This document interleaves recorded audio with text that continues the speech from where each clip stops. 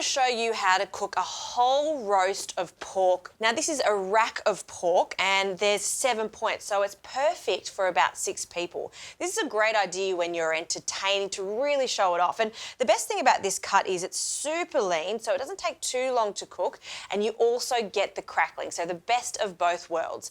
Now I've preheated my oven, so you want it to be quite hot, 230 degrees, because that's going to set our crackling. Also, when it comes to crackling, you want really dry skin. So I've left this in the fridge overnight uncovered so it dries out as much as possible. Moisture is the enemy of crackling, so that's my tip for you. Also, we need to score it, and instead of doing it with a knife, it's actually quite hard to do with a knife. The best is to use a box cutter. Now you can do any cuts you like, but I want to keep with the theme of the bone, so I'm just going to use my box cutter just to cut all the way down in about 1 centimetre intervals.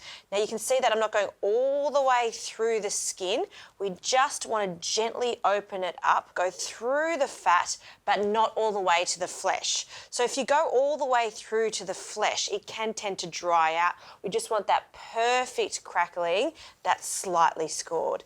And you can see how easy it is to do on that tough skin with the tip of that box cutter. Nice and sharp. Of course, give it a really good wash afterwards. And just make sure you're very careful when you're doing this because this box cutter is quite sharp. Okay, that's done. I'm going to just make a little bed of onions for the pork to sit on. So just 1 onion, and we're going to roughly slice it. Not too thin because it is going to cook for a little bit of time. We don't want it to completely break down, but it is essential to make a gorgeous sauce to go with our pork. Okay, so into a large baking dish, we'll pop our onions, spread them out, and just season and oil them lightly, not too much because the pork will give off a bit of fat. So a bit of oil and some salt, and just spread them out. Here you could add some herbs if you like. Rosemary's fantastic, bay leaves and thyme. I'm going to keep it super simple. And then for the pork can sit on the onions. Fantastic. To get that crackling going, we'll oil it. Not too much, again, just a little bit, and massage that on the skin and on the other side too. And a generous pinch of salt. So this is not only to season this large piece of pork, but we also want that salt to help get that crackling. So on the top, lots of salt, but no pepper, because if you add pepper to this, it can tend to burn. Okay, ready for the oven. So it's going in at 230 for about half an hour until it's perfectly blistered over the top. Then I'm going to add a little liquid. Now I'm just going to be using some stock, about 500 mils, and this is going to cook at 160 for a further hour to an hour and a half.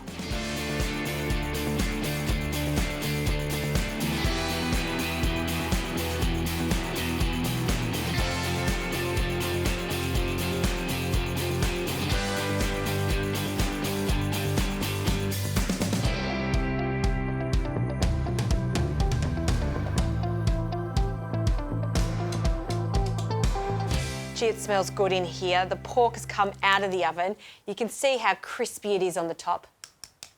That's the sound we're after. And I've just allowed it to rest. Now you want it to rest because you want all the juices to relax into the pork so it stays super juicy. And in the meantime, I've just been preparing some cavolo nero or some Italian Tuscan kale. I love this. It's a fantastic side to serve with the pork. So I'm just going to remove the pork from the roasting tin and just pop it onto our tray.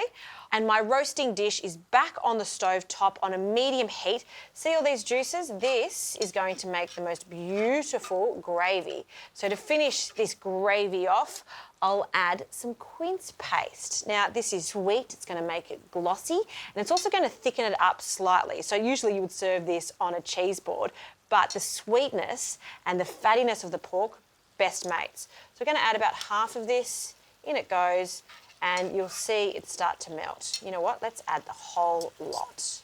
So just break it up and let that just cook down by a third. You can cook it down even further depending on how thick and concentrated you want your sauce.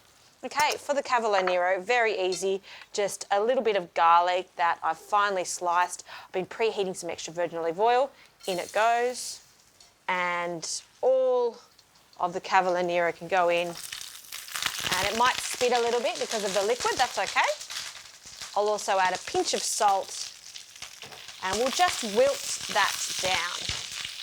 So it doesn't need too long to cook. Keep stirring it. And as it starts to become glossy and soften, it's ready to go. If you didn't want to use this, you could use kale, fantastic. Silver beet is also a nice option.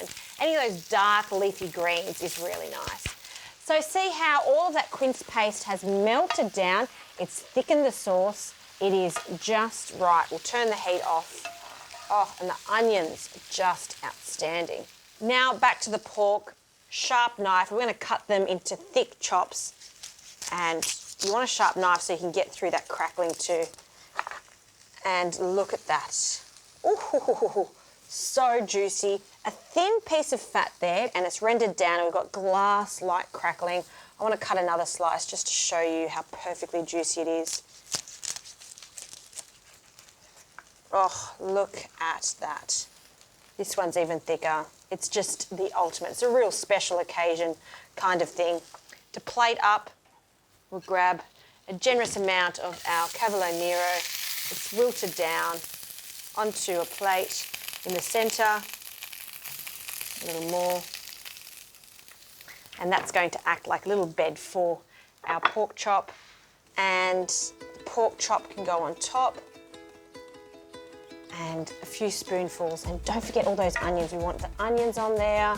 And we want all of that beautiful juice. So we'll start with the onions just on one side of the pork, and then we'll just drizzle around it, not on that crackling.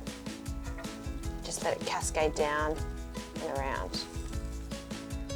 Now you may say, I can't have my pork without potatoes. You're right, so definitely serve it with some roast spuds on the side. This is an absolute treat. Roast pork with that delicious quince sauce.